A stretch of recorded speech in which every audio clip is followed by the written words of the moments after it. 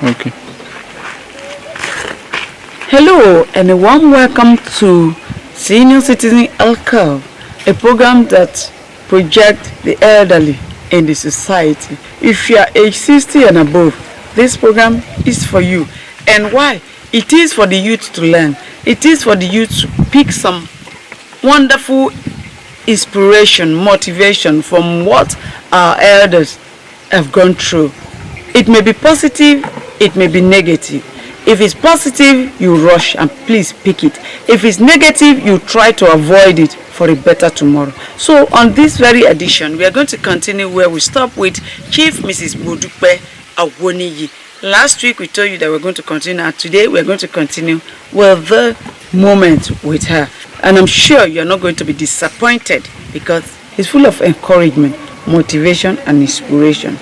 Just stay tuned and watch it to the end. God bless you. Welcome back. We are still with Chief Mrs. Modupe Awoniyi, the Yalaje of Honor and founder and president of Rehoboth Children's Home in Lokoja. Yes, quickly, you are going to tell us why you became the Yalaje of Ponya. Because with the Yalaje, are you a marketer or what? So that's name. How do you become Yalaje of Ponya? Well, I don't think I can answer that properly. But, you know, when it comes to community service, I'm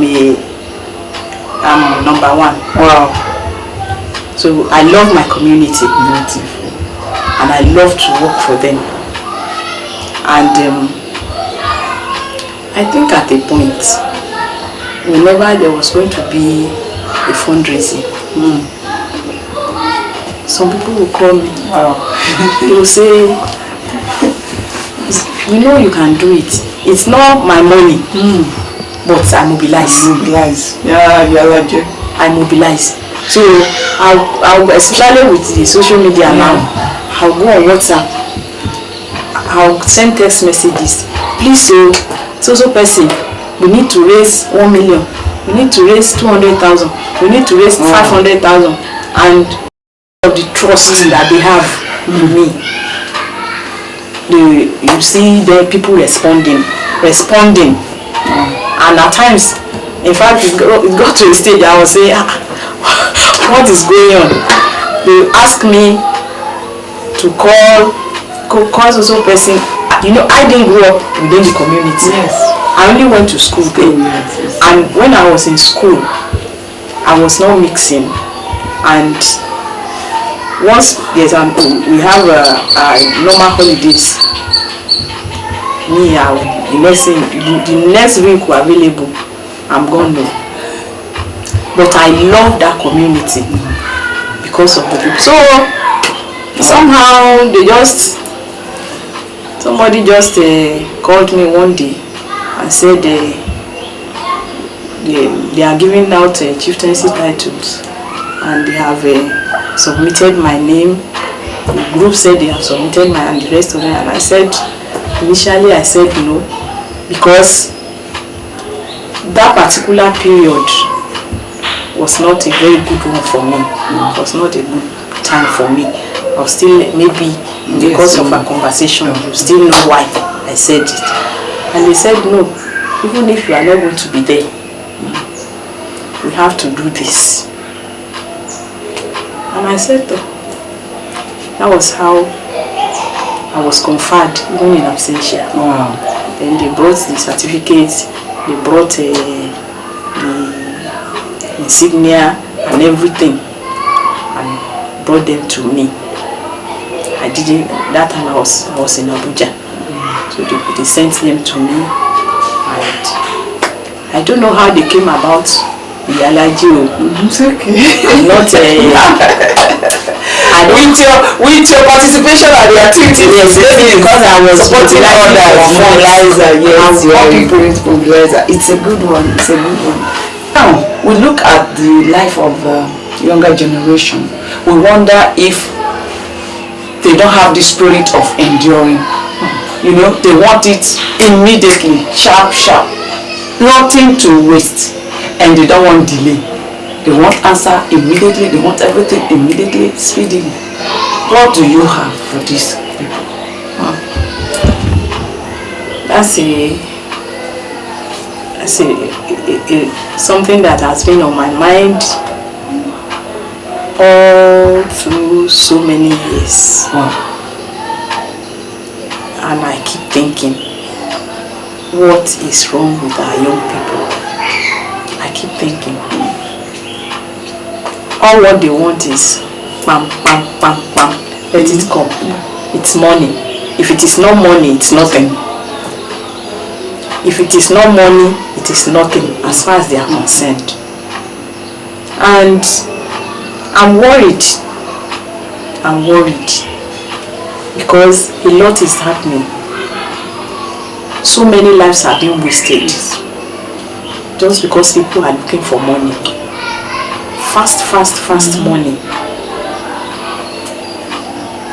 When I started working, my salary was 171 naira.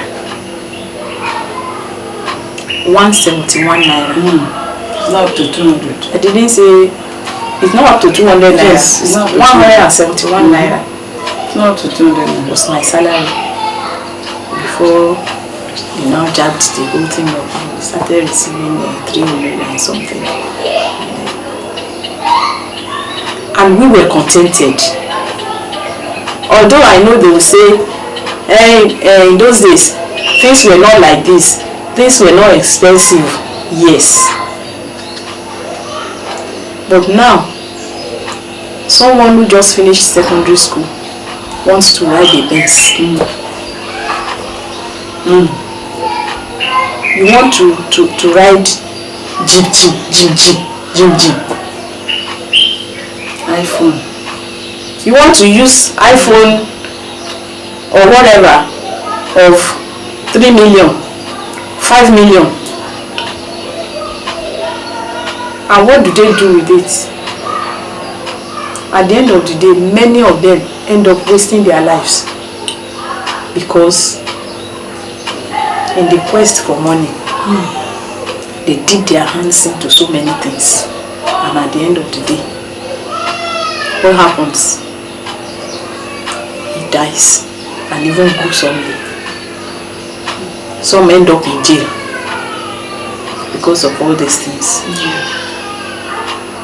So it's worrisome the way things are now. It's worrisome. Every parent should be worried. And I do tell people, I don't even trust any of our young people again to say, this person can't do this because of the way things are. It's really worrisome. Sharp. Why don't you take it easy? Will you blame it on exposure to social media? Exposure to social media is one thing. Upbringing is another. Then the person himself or herself, because even young girls are involved. Exposure to social media, yes.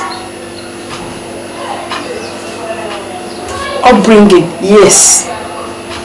Because some parents too, they put pressure on their children. They put pressure on their children. Look at social person. He's the one riding a car. And you are here. You are here. Food. You are here. Unless I feed you, you cannot eat. A child that is under 21 years. So much pressure from the family. Then some of them, because they grew up in a family that is not too rich, and they have mixed with children from the rich. Do you know how their parents made their money? Do you know? Can you vouch that it's the money those parents have? Can you say it is their sweat? Some of them are not from their sweat. And then you want to emulate them. Why not just be yourself? if I grew up from, I didn't grow up from with a silver spoon in my mouth. It may, people, when people see us, they will think that all is rosy. My mother had buka, what we call buka in those days, and I will pound. I'll pound yam. I was telling some of my staff here that when I was growing up, I was in primary 4 when I started turning amala. And even because of my small stature, the stick will be here and then I will hold it and the stick will be long above me and my mother will be putting it, she will say, be doing it. One day you need to do this. But and today, if I want to employ, I have a cook here. If I want to employ more than one, I think I should be able to say, okay, be cooking for me. But when I was growing up, I learned how to do it, and I was doing it with patience. And today, I'm not in the, you can't put me in the same class with my parents. I have upgraded, and that is how it should be. So you don't look at other people, you don't look at people around you. We had people then that you see that these people they are rich. My father didn't have a car, but he had this big machine. I don't know what they call it in those days. Some of my friends, I remember the like power bike, the very big machine, and people were still admiring us. People were still admiring us. When they see us, they say, but we knew what the way we were. It's not as if it was wretched or something like no. But we were striving that, me especially, that I was going to go higher. And anytime I'm doing something, my father will say, keep it up, try more. My father never encouraged any of his children to commit any vice. He will tell you, see me, I'm not tall, look at my legs, my legs are not long, I don't have long legs, so I can't go and beg anywhere. If police catch you, you're on your own, I don't have long legs to use. That's what my father used to tell us. Wow. But today, a child will steal, and the father or the mother will follow him or her to the police station. What is the meaning of that? You say, release him for me, and even if it is 1 million, I'll pay.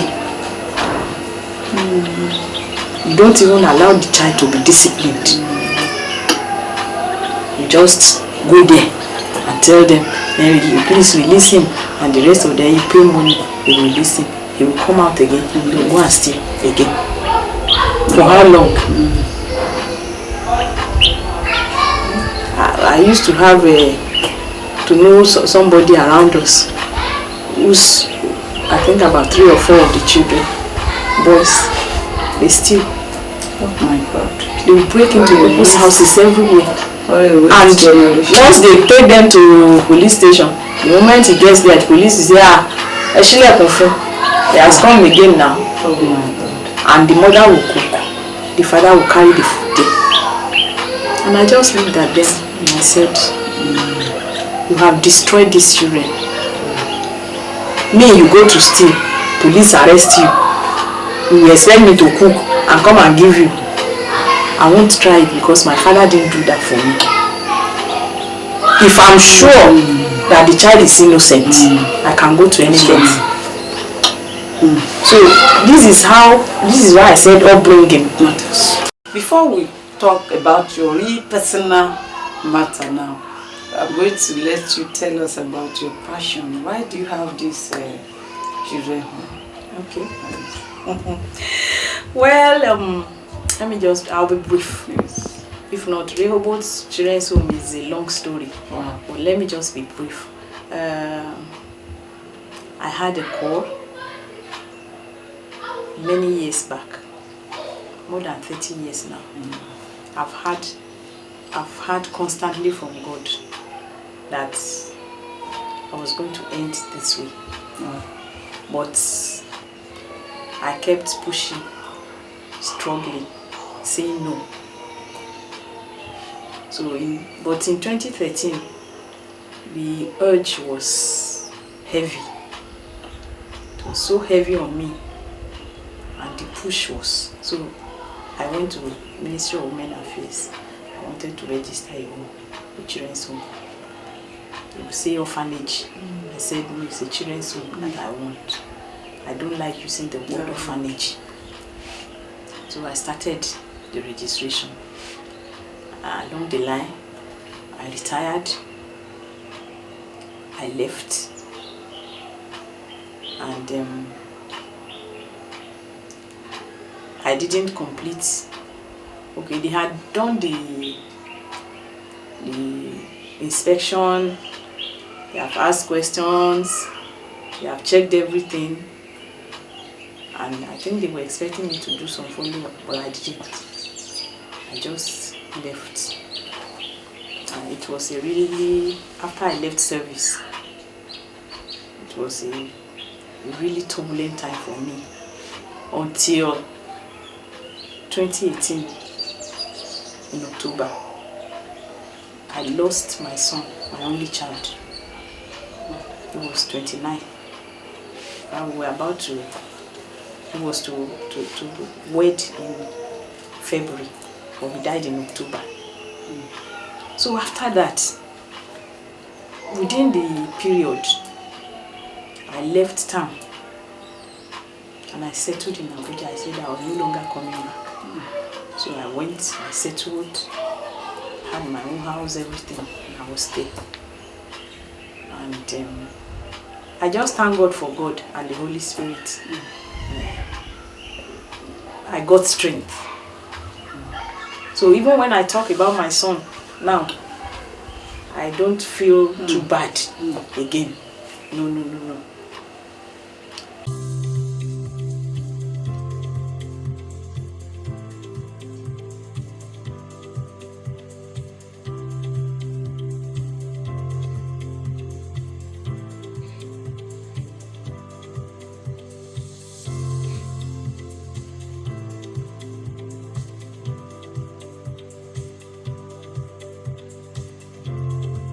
God gave me strength, gave me courage to face life.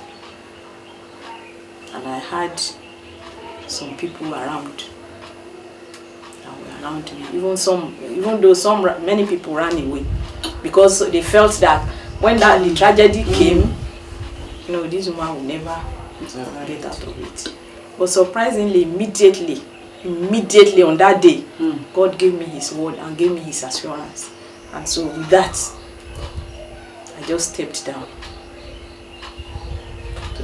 But I left and I started a new life entirely until I had to travel. I'll travel, I'll come back. I'll travel out, I'll come back. And then I had an experience, a stint with African Union. I had to travel, and I was in Ethiopia when someone called me about a set of twins that were abandoned. Not outrightly abandoned, but the woman he left them with was like, if they want to die, let them die. So someone called my attention to it, and from there I sent him money.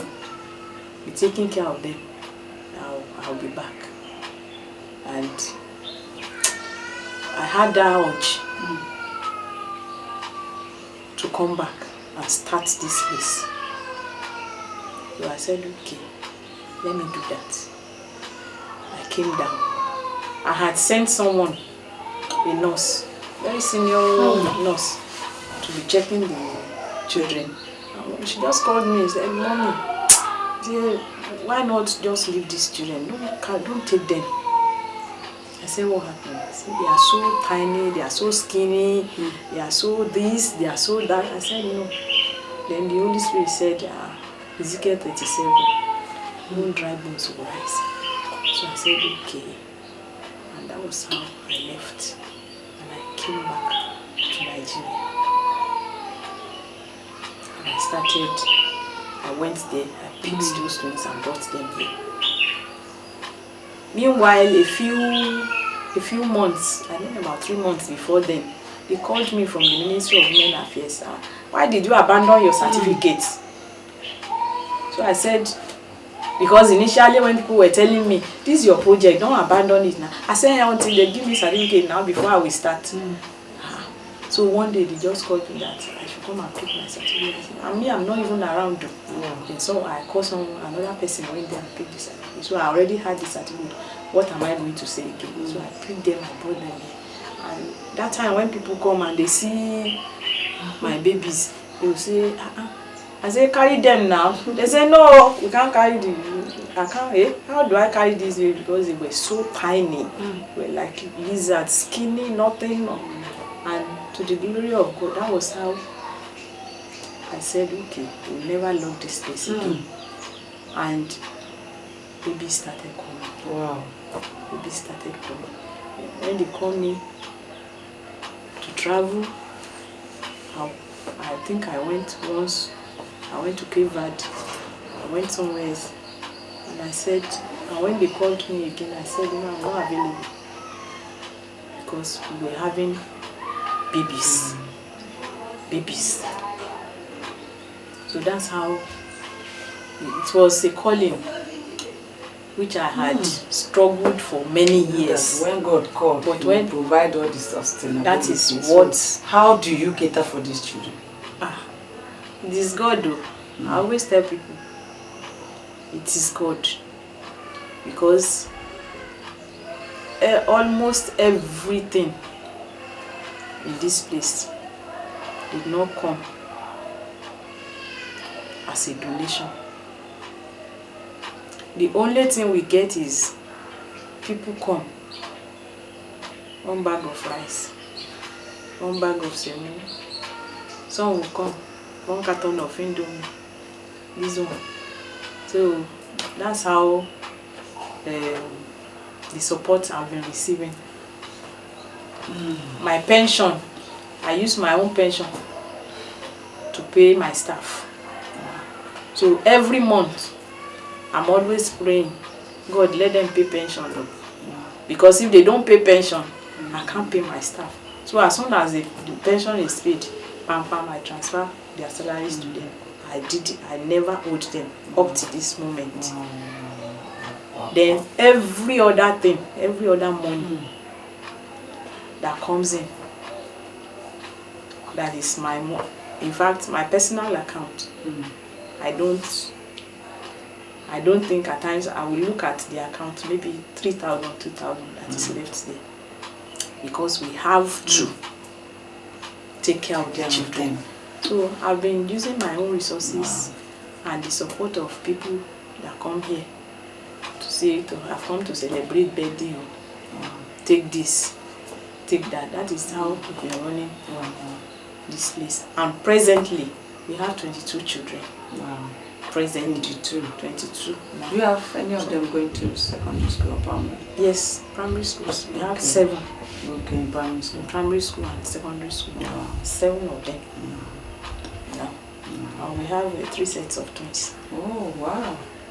That's great.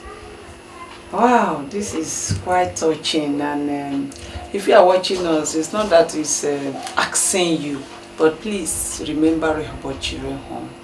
You know, when you put smiles on these children's faces, you are indirectly putting smiles on your own face. And also, if you make these children happy, you will definitely be happy because you are touching life. Please locate Rehoboth Children's Home in this Lokoja. And from your own little way, please support this home. God will continue to support you.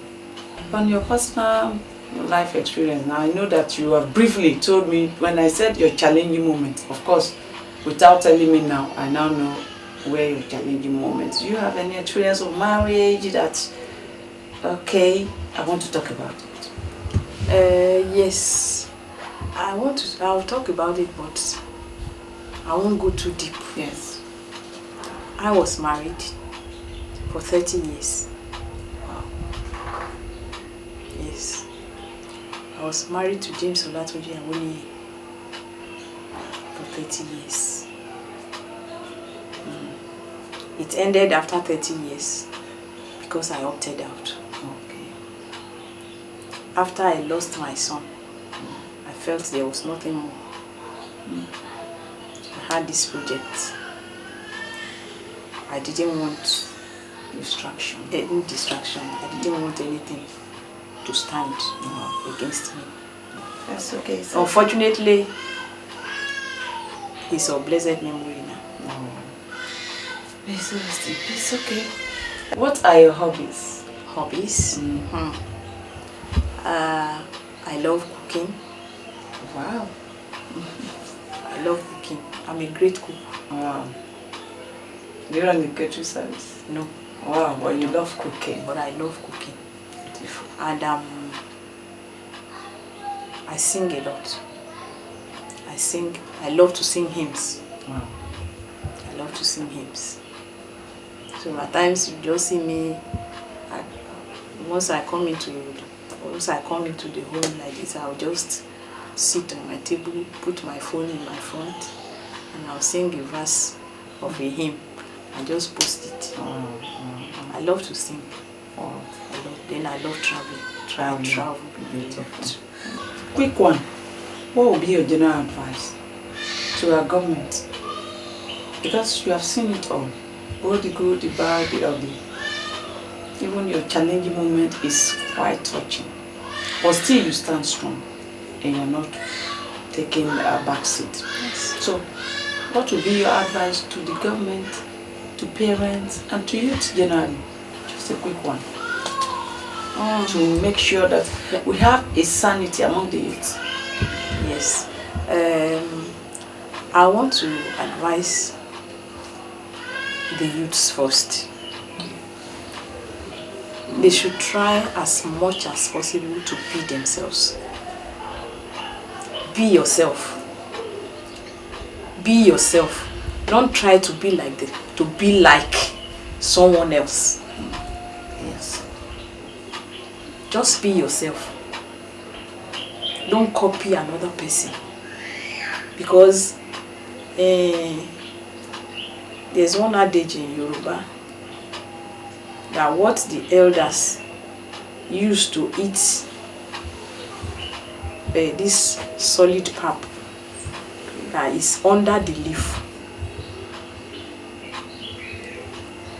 What the elders used to eat this pap, the one they put inside leaf, that is under the leaf.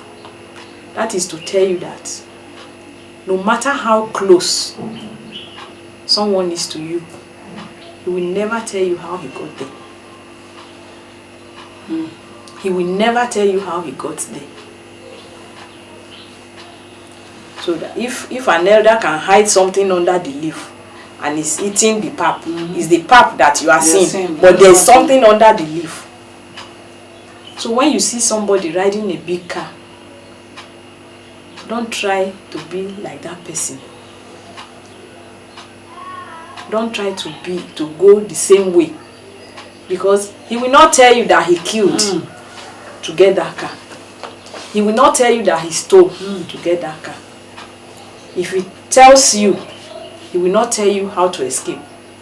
Because if he killed and he was not caught, and he tells you go and kill, you kill someone and you are caught, you are doomed. So I want to tell the youths, please, don't copy another person. And no matter how your peer pressure you, please remember that you have a bright future. when I was growing up, I told someone, when in my early working career, I told someone, I said, I have many fertile years ahead. So you don't have to intimidate me. I said, you are already grown, eti dagba. But for me, I have many fertile years ahead. So let me pursue my own. You stand where you are. So please, to our youths, you have many fertile years ahead of you, and it will help you if you pursue something legitimately. There is nothing legitimate again. There is a lot. There's a lot that you can do legitimately, and you'll be happy, and the society will be happy. When you see someone making waves, copy that person. Don't copy the ones that will put their legs on the window of a car and be doing gbi on the street and be shouting. No. I'm always very happy when I see a young person in an area. My son, before he died, he had an online radio. He died in 2018, but long before then, when he was in the university, he started an online radio. People know him. He was already making money from the online radio, and he even had staff. He would tell me, if I call him, he say, I'm discussing with my staff. I say, you know what I'm talking about. There are so many things you can do legitimately now as a youth with the social media. Yes. Instead of looking at devices, instead of going online to watch someone that will tell you, put one head inside the mortar and pound it, then you too, you begin to look for head to pound. There are so many things there are so many content creators around now, and they are making money legitimately. You can do it. You can be creative. Use the computer to do graphics and the rest of them. Use your hand, use your mind, not negatively. That is just what I want to say to the youth and to parents. If you end up destroying your children, you have destroyed yourself. That is what I want to tell the parents. When you push a child, you push your girl. See so person, she bought this thing for her mother. Then she will now go and ask, please, how did you bought this thing? How did you get to say, if you want to join us, come and join us. And she enters into destruction. It's the parents that push them there. And like I said before, I've said it before, if your child is doing something bad, correct that child immediately. Don't wait until it gets out of hand before you do it immediately. So tell your children the implication of a bad behavior immediately and let them turn back. To our government, I just want to say, thank God, governments are giving young people opportunities now. They are giving them opportunities to be themselves. That is just what I want to encourage the government. They should try by all means to see that our youths are engaged positively. An idle hand is the devil's workshop. If a youth is engaged positively, he will grow up. As he's growing positively. Yeah, of course. So he will have lesser time to even think of vices. But when we don't engage them, what do? They will go and find their own level. That is what happens. So I want to appeal to the government to please help our youths. We need to help them so that they can be positive about life. Thank you so much. Thank you so much. Finally, I'd love you to sing your favorite hymn to us. So, all right, ma'am.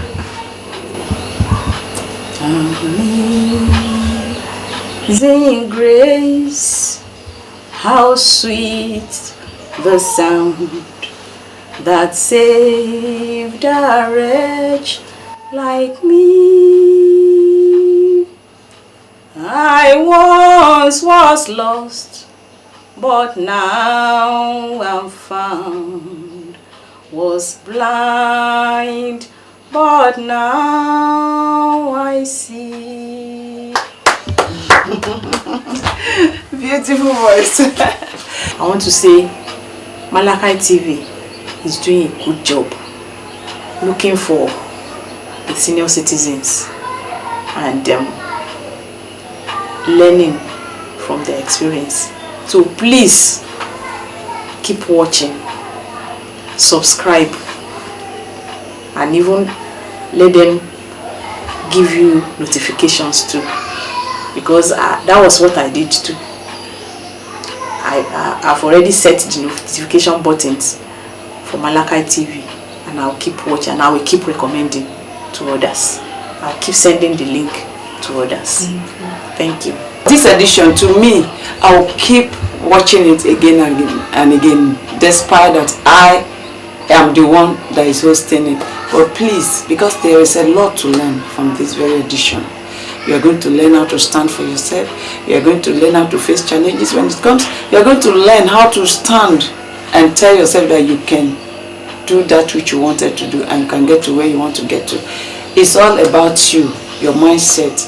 And please, as I've told you earlier, this is the home of the Rehoboth Children Home, Lokoja.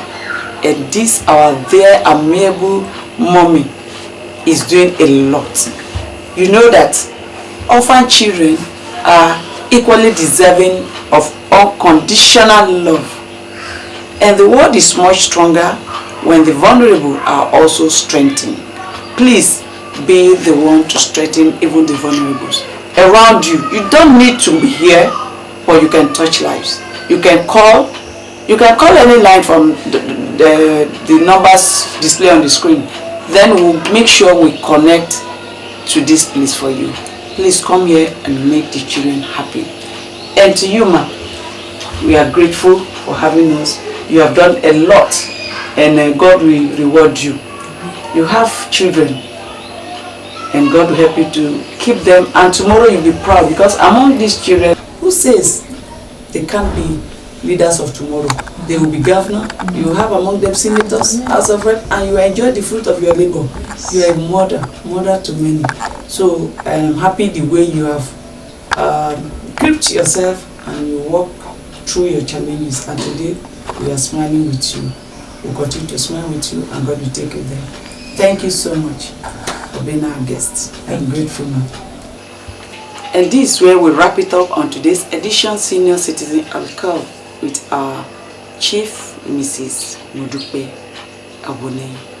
Until next week, same time on this very station, Malachi TV Online, please keep watching and sharing. I am Awoniyi. Until then, bye for now.